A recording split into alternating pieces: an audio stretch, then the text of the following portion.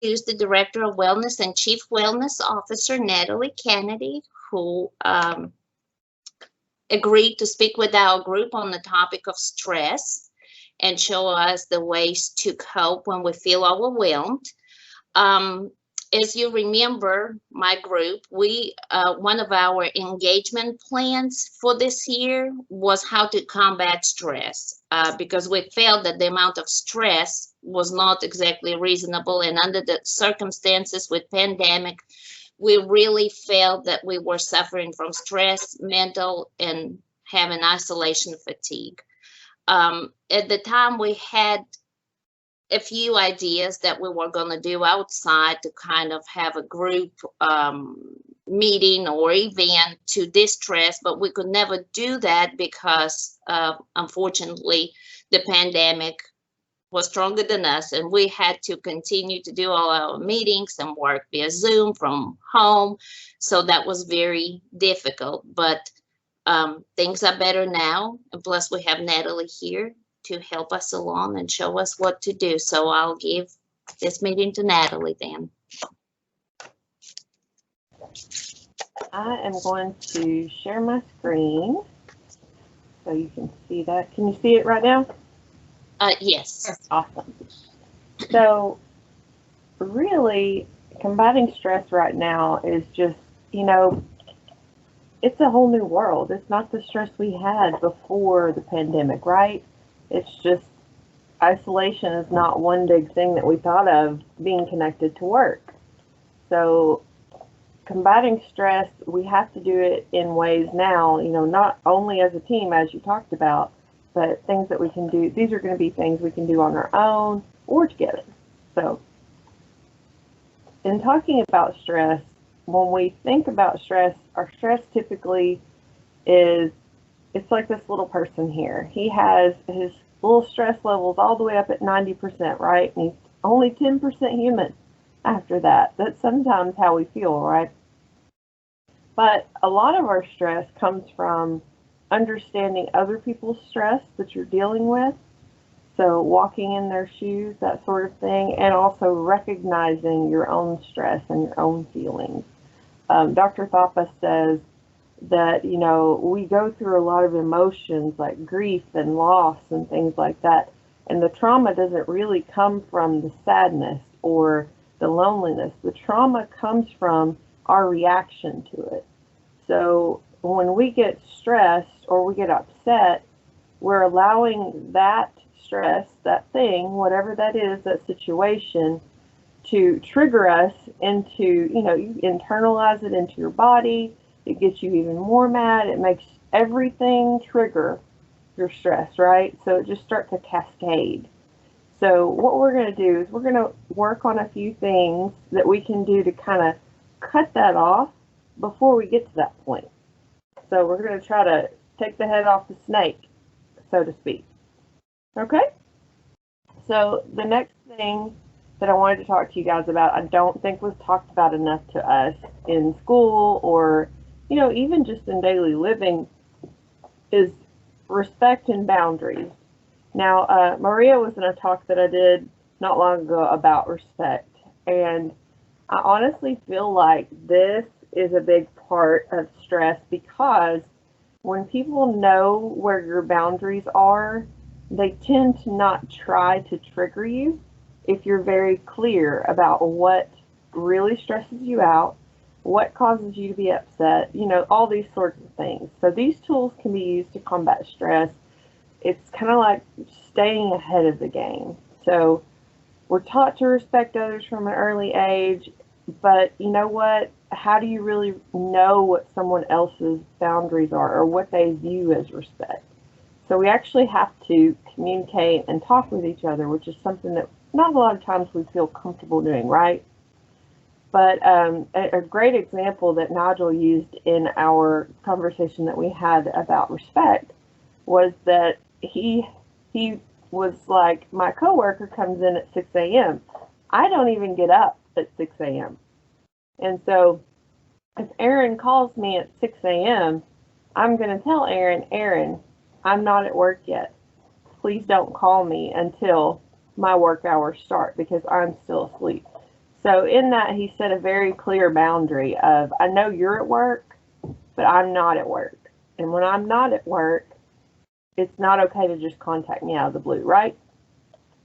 So he was setting a very clear boundary. And part of our stress comes from when other people get mad about your boundaries, right? So like this cartoon over here says, pay attention when people react with anger and hostility to your boundaries. You found the edge of where their respect for you ends.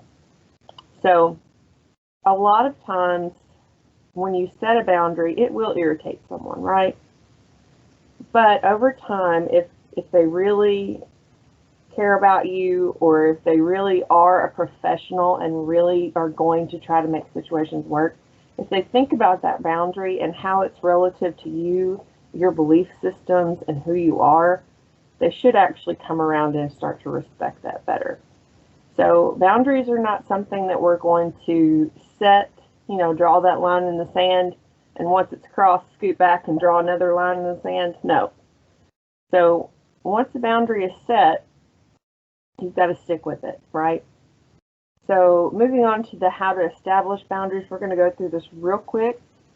So deciding what your core boundaries are. So if you want to think about things at work that are stressing you out, so say you have a coworker that is constantly sending you 6 or 7 emails about one topic, and you're really trying to get your work done and you need to focus. It's okay to pick up the phone and call that coworker and say, can we have a conversation about this right now, as opposed to the emails, because, things get lost in that type of communication, and it's awfully distracting to repetitively get emails. My husband's best friend will text him, and he'll send him another text and another text and another text, and he hasn't even gotten to reply to the first one. So the conversation is super, super long, and before he knows it, he's got to reply back, a page, and I'm like, just call him. Stop texting. Just cut the stress right here. So that's just an example. So if your communication is not the same as what someone else's method is, it's okay to talk to them about that. Actually, my supervisor, she prefers you pick up the phone. She cannot stand chains of emails. So that's an example. So I know her boundary is if this is going to be a long conversation, I better pick up the phone. Or if it's something that needs to be handled immediately, I better pick up the phone. Okay. So thank you for calling UAMS South Family. Hi. So Emergency. Also in Please that, hang up and dial 911 for prescription. You got it?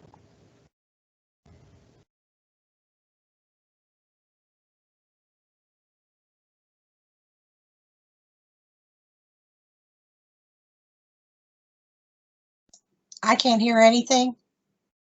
I can't read lips. Natalie, hold on one second.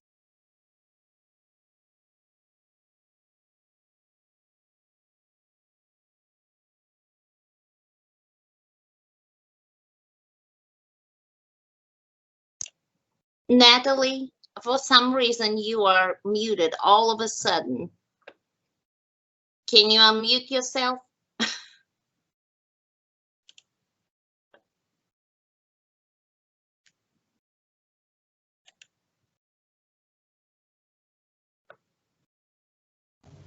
Can you hear me now? Yes. Yay. Thank you. I have no idea. All right, can you guys still see the screen over here? Great. Yes. Awesome. So when we're talking about setting boundaries, we have to think about setting them in a time when we can think clearly. So if you're really upset about something, say you've been getting that chain of emails and it's really irritating you because you're working on something else, that's probably not the best time to pick up the phone and let that person know that it's not okay if you're upset. Now, if you're not upset, it's a good time. It's okay. But we have to think about, because when you set a boundary, you have to say what you mean and mean what you say. You have to be clear, you have to be assertive, you have to be firm, You have to let them know that, you know, this is really something that's important to you. And then, you know, it's okay to start small and build little boundaries, but always communicate it to your whole team. So if you're in a meeting and the topic of communication comes up, it's okay to talk to them about, you know, hey guys, this goes on a lot. I would really appreciate it if this type of communication needs to happen, if you would just pick up the phone. That way we can get it resolved quicker and everybody's on the same page. And that usually will cut a lot of problems. So here's some healthy ways to deal with stress that we've talked about before. They won't let me bring a puppy to work, but, you know, don't say I haven't tried. But journaling, breathing exercises, meditation, reading, exercise, listening to music, spending free time with family. If family doesn't stress you out, if family stresses you out, mark that off the list. And then hobbies. So all of these things are ways to basically just get out of your head and stop thinking in that hamster wheel of everything that makes you anxious and stressed out. So you need to find activities that make your heart sing. So that's when we go to hobbies, you know, things that you like. If there's a particular reading series you like, an author, that's a good escape, right? Well, we're going to try a technique real quick. It's a breathing technique. So it's called belly breathing or diaphragmatic breathing. And what it does is it talks to the part of the autonomic part of your nervous system, because one side of it you can control and one you can't, right? So we've got the side that operates your breathing, your heart beating. You don't tell your heart to beat. You don't tell your brain to think. You don't tell your eyes to blink, right? Unless you just have to. So belly breathing techniques communicates to your body, that fight or flight system that we have that's just ingrained. It communicates to your body that everything's okay and that you can relax. So let's give it a try. If you want to, you can mute your camera. And I want you to just relax back against your seat. We're going to close our eyes, or you can just look at this picture I've popped up on the screen, whichever one you prefer, if you don't feel comfortable closing your eyes.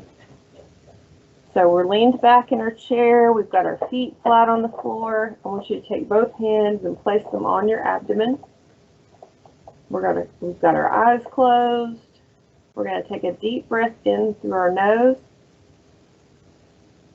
Inflate that belly like a balloon and let it all out through your mouth. Let's repeat that. Deep breath in through your nose, blow up your belly. Exhale through your mouth.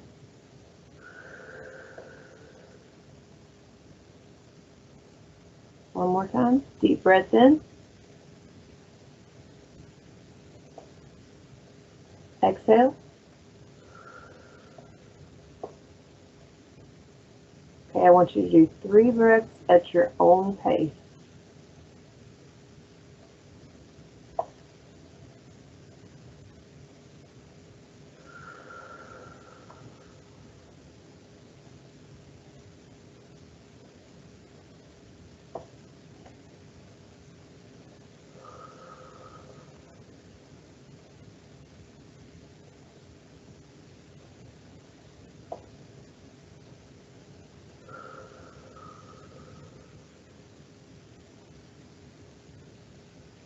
Once you get to that 3rd breath, keep your eyes closed. Let your shoulders just relax down. Let your hands fall in your lap. Return to your normal breathing pattern. And I want you to count to 10 and then slowly open your eyes and join us.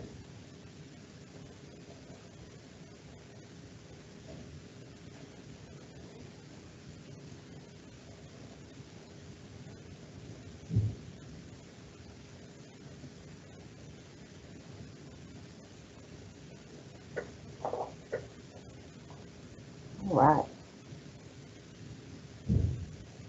So how do you guys feel? It's okay to turn your microphone on if you'd like to, if you want to kind of tell me Did that make you feel a little bit more relaxed? Does anybody want to share? And it could have made you sleepy. That's another option. And Dr. Thapa says if exercises like that make you sleepy, it might be a sign that you're not getting enough physical rest at night. So that might be a good cue to start going to sleep just a little bit earlier. I know we all try to grab that extra time right at night. We all try to squeeze it in. I know when my daughter goes to bed, I'm like, oh, Netflix, popping it on, you know, watching the shows that I don't want her to see. I think we all have kind of like, you know, our own routine at night. Another activity. Oh, did anybody want to share? I'm sorry. Thought I heard somebody. I was just going to say, sometimes it makes me a little dizzy. Oh, yes. Breathing like that. It's like, yep. I don't know why, but it does. Sometimes in yoga, when we have people practice the breathing segment or in Pilates, it will make you a little bit lightheaded. It's the sudden rush of oxygen to your brain. Your brain is just kind of like, woo, okay, whoa. So if you know that you're one of those people, when you breathe in and you breathe out, try to be a little more gentle as opposed to forceful, because a lot of times we try to fill up as much as we can with air and we try to blow out as hard as we can. And your body, it basically gets a little bit too much oxygen and it's stressed a little because you're contracting your core. So it'll make you feel a little bit lightheaded. Yeah. So if you do activities like that, just make sure you're seated. Seated. So that way, you know, you don't get that tipsy feeling. Does that make sense? Yeah. Yeah. Great. All right. If nobody else wants to share, I'll talk about a few more things and then I'll be out of your hair for the day. So I know y'all are looking forward to that. So journaling is another activity that you can do to kind of de-stress and get your brain distracted for a little while. There are many types of journaling. There's no wrong way to journal. It can be any format, any medium. So like visual journaling, when we talk about that, that can be art. It can be doodling in a journal. Because what these are doing is helping you either A, think through a situation, or B, distract your brain completely from a situation. And both of those things give you a little distance between yourself and your problem. Or, I mean, even not even just a problem, they give you a little distance between that stress and anxiety. Because what you're doing in that journal, it doesn't have a deadline, it doesn't have a timeline, it's anything and everything you want it to be, right? You're in control. So visual journaling is a lot of fun. Gratitude journaling is exactly what it sounds like. Some people in the morning will say 3 things that they're grateful for. That can give you a rush of endorphins and it can set your mood right for the day. So that's a good thing to do in the morning. Intuition journaling, that's when you're just basically writing down what your intuition is about a topic or a subject, or if you're trying to make a decision. An example I use for that is, say you're up for a new job and you're kind of stressed out about whether or not you should actually take that job. What you can do is write down your gut feeling about if you took the job and if you didn't take the job.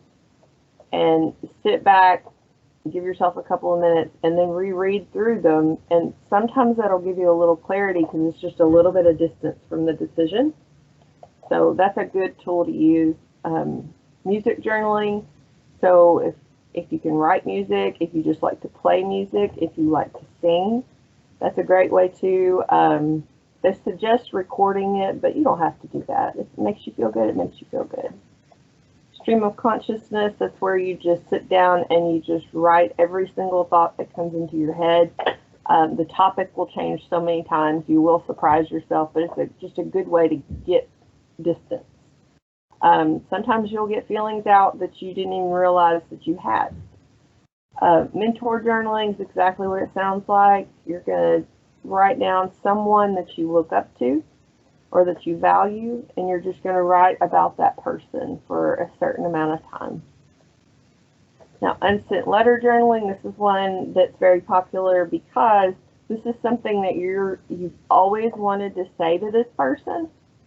However, it's probably not something that should be ever spoken out loud.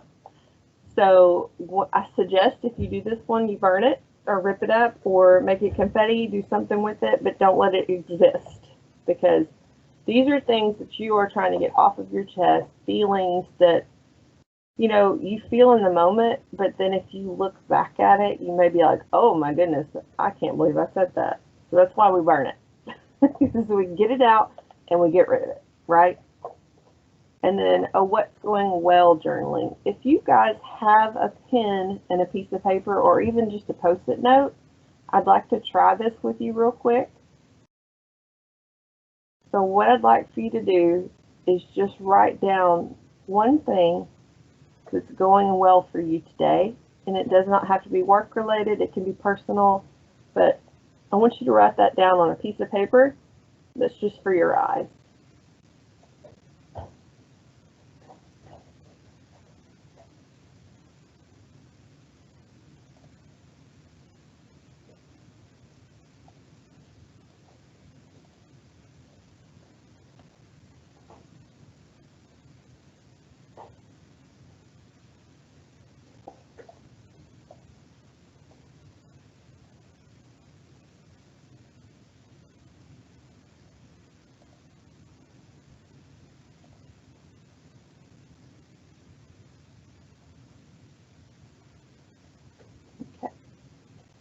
So in writing that down and thinking about that topic, how did you feel? Does anybody want to share how it made them feel, just to share that? Maria's typing in the chat. Probably easier for me to just jump up and say, well, my thought, I don't mind sharing that. I have started on a difficult project this morning. Mm-hmm. And the fact that I have started on the project is making, I consider it a good feeling for me, because now that I've started, I know I can finish it. Yeah. And that will give me a sense of accomplishment, not yet, but at least I have started. So that's my good thing for this morning so far. Starts lifting that burden off of you. Yes, exactly. That's good. That's great. Does anybody else want to say how their item made them feel? You don't have to share the item if you don't want to. I'm looking over in the chat and it made me laugh. Ashley says that the breathing made her sleepy. Ashley, need more sleep or more coffee, one or the other. Maria, we need to make that happen. Some coffee. Probably both. Probably both. A little bit of both won't hurt you. Okay, can you guys still see the screen up? It's telling me you can, but I don't always trust this. Yes. Yes. Okay, great. So the website where we have more information for you guys, I'm going to just show you. It's gethealthy.uams.edu. It's where it talks about all of the things that are tied to our benefits that are available for you guys. There's a lot on here related to many different topics, but some of the things that we've talked about today specifically related to stress that are available to you guys, that the mindfulness sessions are led by someone in the mindfulness program, and we have that Monday through Friday at noon, and it's available online. So if you decide you want to join that, you know that feeling during the breathing segment that we just did, that kind of relaxation, the mindfulness program, they do something similar that lasts, you know, it can last anywhere from 15 to 30 minutes if you wanted to take a break during the day and just kind of relax. And then Stretch Strategy, it's another program where I basically just come and stretch with you and talk with you about different things. I can do these via Zoom or Teams. So if you guys just want me to pop in one day to a meeting and we can do some stretches and talk about some things at your desk that we can probably improve and make you feel better, that's an option. And then Supportive Conversations is a 24/7 hotline that we developed during the pandemic, but I think that we're going to be hopefully keeping this because our pastoral care team is 24/7, and they have volunteered to take these calls 24/7, and they are wonderful at listening. You don't have to give your real name. You don't have to give your position. You can call and be anonymous and just kind of pour out your heart if you need to. Because sometimes that's all you need is to talk about it to someone who will listen to you and objectively talk back to you if you want that. If you want them to just listen, they will. They will. It's a wonderful, wonderful program. And that phone number is right there at 686-6890, and it is 24/7. So let me move on. We have another new service that's available, but this one is great because it's available to not only you, but your family and anybody else in Arkansas that might need it. So AR Connect was developed through PRI, the Psychiatric Research Institute here in Little Rock.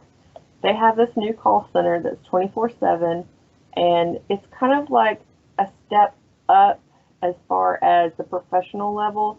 So this person that you're going to be talking to is going to be someone that can actually help you manage medications. So you're having an issue with some anxiety medicine, or your physician's not getting back with you and you're concerned about something, you can call this number and talk with someone and kind of get, it's almost like a triage answer, and you can talk to someone immediately. So it's great. They have the 1-800 number for people that aren't here directly in Central Arkansas. And they also have a virtual clinic where you can actually set up an appointment 8 to 5 Monday through Friday. And they are a wonderful team of people. And if you have any questions about any of these, please let me know. Or if you need more information, I can email it to you. The Organizational Development Department, they also are doing a lot of online trainings. Maria went to one the other day that we did. It was on respect, and those trainings are a lot of fun because when everybody's faces pop up, I'm like, I missed you all.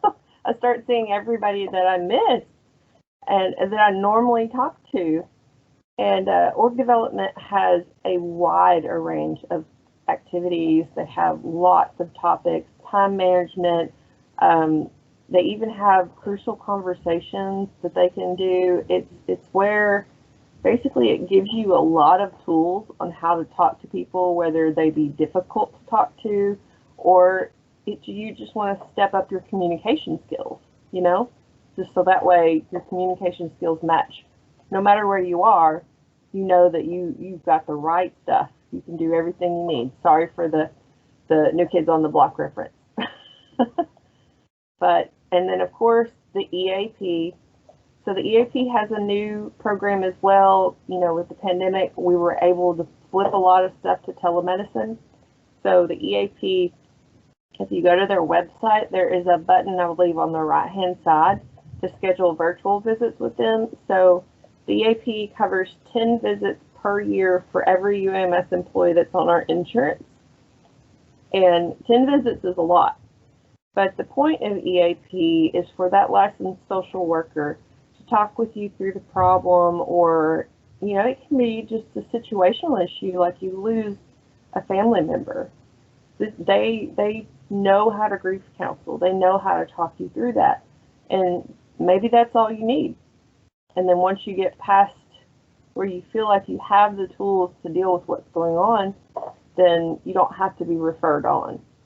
However, if you feel like you need to be referred on, they are trained to get you referred to the right type of professional. So if you've got some trauma that you're dealing with, they know the professionals that are, skilled to speak with someone about traumas. And, or if you have, like me, since I was 12, I've dealt with depression, and you just always have had it. It's just always been there. They know how to direct you to someone that can specifically deal with that, or help you figure out, what type of therapist you actually need, because talk therapy can get a lot out of you, and it can help a lot with, there are several different types of depression. So it's very, very useful, very helpful. And they can bridge you to someone else that you can stay with for, forever, if you wanted to do therapy forever, So those are great resources. And then we have the website and we have our social media. So anything that we have going on, I'd love for you guys to join in with us and talk with us on Facebook, Twitter, Instagram. And then I send out a flyer every month to you guys. It talks about, you know, a challenge. Like this month, we have a recipe contest going for Power Bowls, which a Power Bowl is like an example would be a taco rice bowl. If you had your own recipe for that you served to your family, we'd love to have that recipe. I'd like to create a booklet out of them if I could, and just have that available on the website like we've done for other recipe contests. So if you want to enter that, please do. You just email your recipe to me, and here's my contact information. So if you need to reach out to me directly, if there's questions you have, if you get on there and there's a resource that you feel like you need more information, please feel free to reach out to me. We want to make sure that you have every tool in your toolbox that you need, and that you understand how big some of these tools are, because a lot of people don't realize that EAP will cover them for 10 sessions, you know? They think, oh, well, I'll call and they'll just refer me out. Well, no, you get 10 sessions. And sometimes just talking through a situation is what you need, right? Do you guys have any questions for me?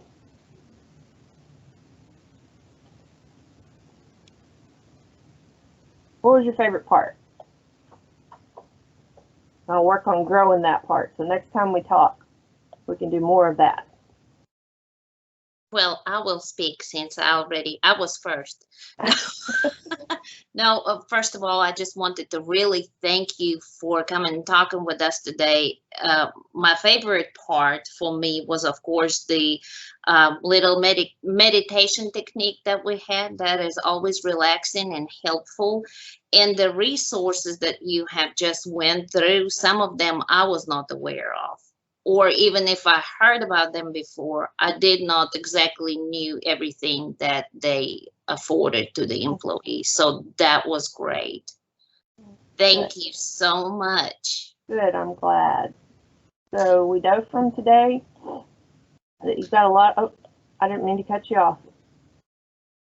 Oh, I was just going to say that my favorite part was, to a degree, getting the permission or the approval to set boundaries and to say, you know, whoa, you know, Yep. and to encourage fellow employees to, you know, set their own and or, you know, to my time is as valuable as anybody else's time.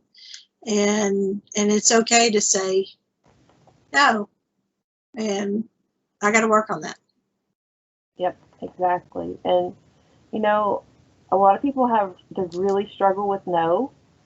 But what you can do, this kind of softens it on my heart sometimes when I have to tell someone no. Sometimes I say not right now. And what I say is, you know, there's a lot of different projects that get brought to me, and some of them they would be great. However, the university can't fund it. You know what I mean? Or it would be great, or it would exclude a huge portion of the population. And why would I want to do that to our family? We're family here. So what I typically do is, you know, give them a good solid reason, you know, tell them the truth, shoot it to them straight, and say, but it's a great idea. I will keep it on the back burner. If something changes, we got it. We've got that in the pocket. So no doesn't always have to be no. It can be not right now. But Laura, your time is just as important as everybody else's is. A very good point. Mm-hmm. Somebody occasionally told me that, and I just go, yeah. What's the truth? It's the truth. Because remember, we don't live to work. We work to live.